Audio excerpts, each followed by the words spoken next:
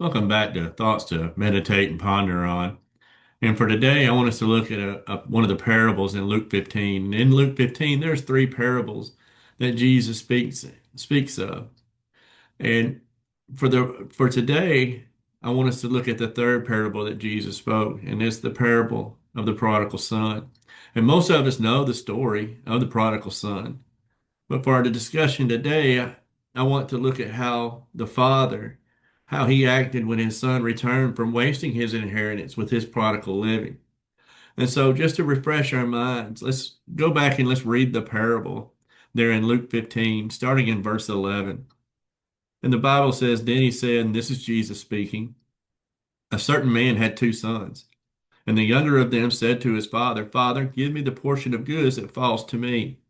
So he divided them his livelihood.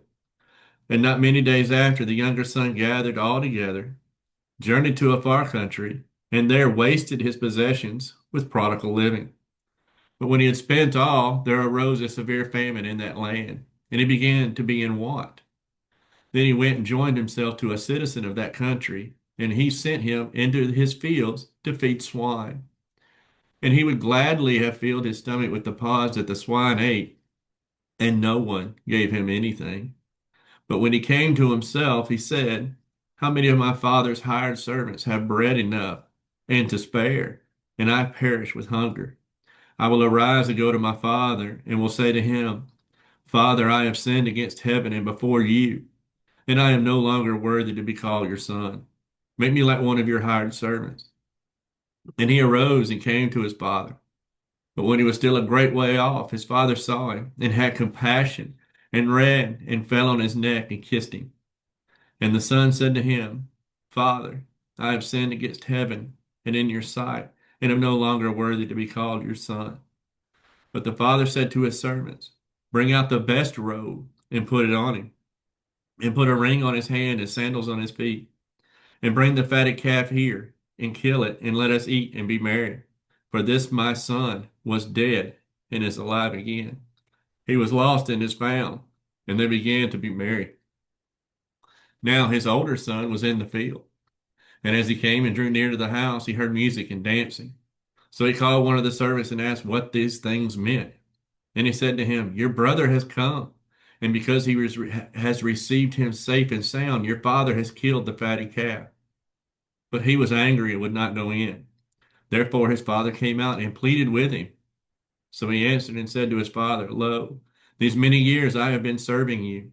I have never transgressed your commandment at any time, and yet you never gave me a young goat, that I might be merry with my friends. But as soon as this son of yours came, who has devoured your livelihood with harlots, you killed the fatted calf for him. And he said to him, Son, you are always with me, and all that I have is yours. It was right that we should be merry and be glad, for your brother was dead and is alive again, and was lost and is found. Again, there are so many great lessons that we can learn from this parable, and we could be here all day. But as I mentioned earlier, I want to just look at the actions of the father as his son returns back home to him, and his actions and what he was showing toward his son. And in order to fully understand and appreciate what the Father does here, we must look at some of the rituals and customs that were practiced in that time, right? And at that time, there was a ritual that was practiced among the Jews that was called kazaza, and it was a ritual of public shaming. And the kazaza was a ceremony that a Jewish village would have for this exact situation, where someone had left home, went to a Gentile country, rejected the community's principles, lost all of his or her possessions to the Gentiles as it was, and then decided to return home. Once they would have returned home, all of the villagers would have came out and broke pottery at the feet of that individual, symbolizing that they were no longer in the community of with them anymore.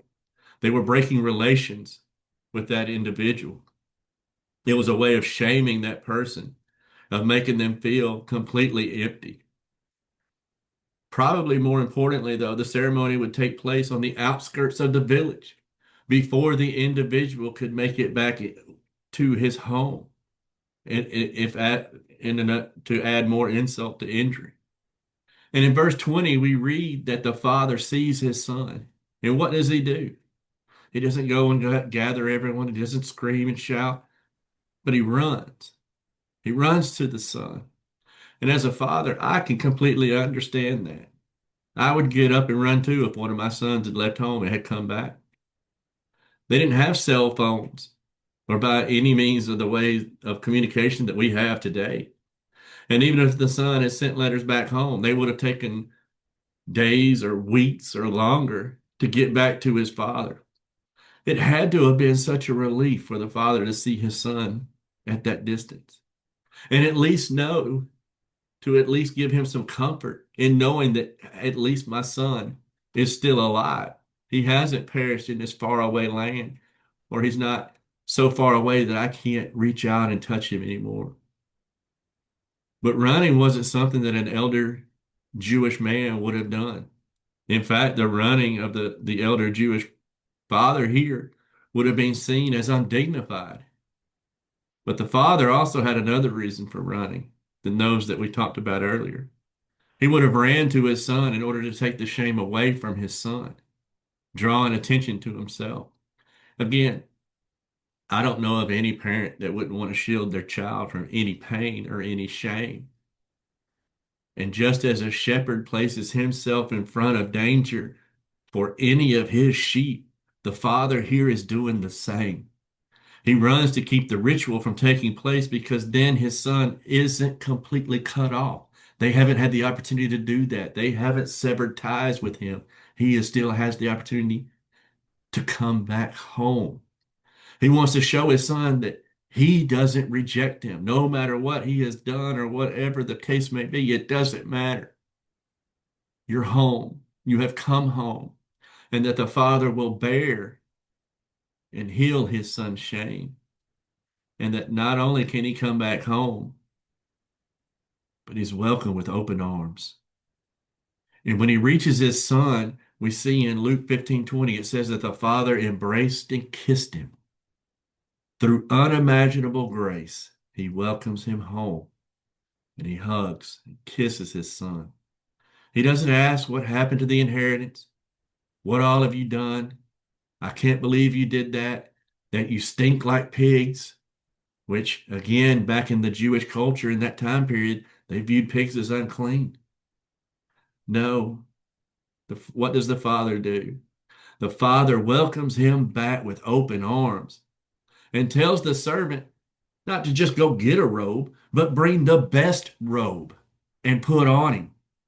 And in verse 24, the father says, "For this my son was dead and is alive again." We all, at one time or another, was the prodigal son in this story, if we've reached an age of maturity. No one is born a Christian. We all have sinned and fallen short of the glory of God, as we read in Romans 3:23. And then, as we reach that age of maturity, we must make a choice as to whether we want to stay out in the world, cold and alone, dead to sin, or if we want to make that journey back home to God the Father.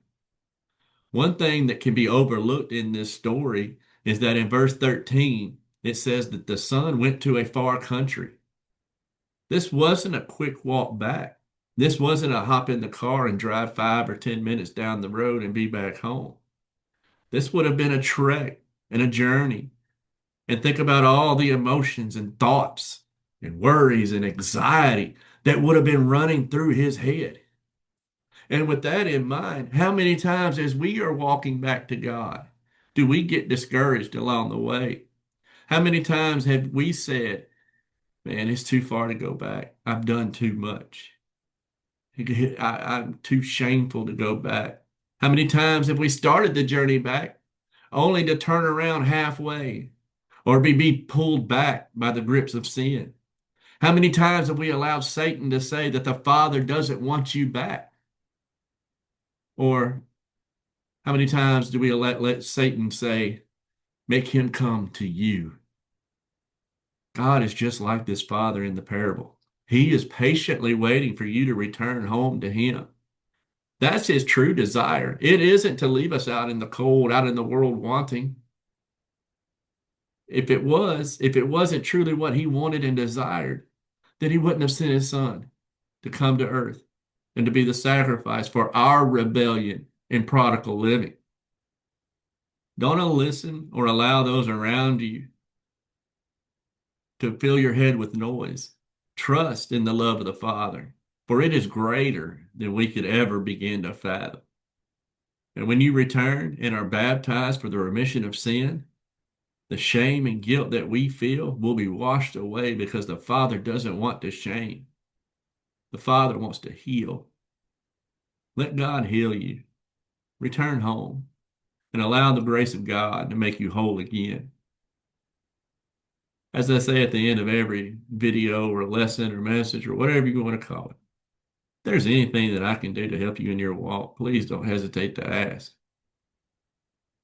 The Father wants you to come home, and I want you to come home too. If there's anything I can do, please don't hesitate to ask. May the Lord bless and keep you.